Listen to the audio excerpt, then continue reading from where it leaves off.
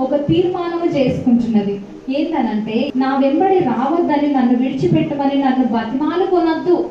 నీవు వెళ్ళు చోటకే నేను వచ్చెదను, నీవు నివసించు చోటనే నేను నివసించెదను. నీ జనమే నా జనము, నీ దేవుడే నా దేవుడు. నీవు మృతి పొందు చోటనే నేను మృతి పొందుతాను. నేను అక్కడనే పాతి పెట్టబడదను. మరణము తప్ప మరేది కూడా మనల్ని వేరు చేయొద్దు అని ఆమె ఆ యొక్క అత్తతో నిబంధన చేసుకుందో.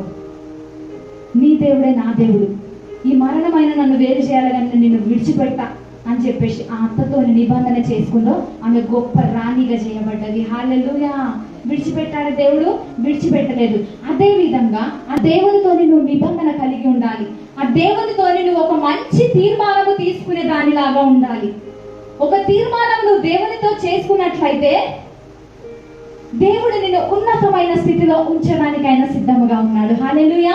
ఈ రూతు జీవితంలో చేసిన గొప్ప కార్యము దేవుడు నీ జీవితంలో జరిగించబోచున్నాడు. ఆమేన్. హల్లెలూయా.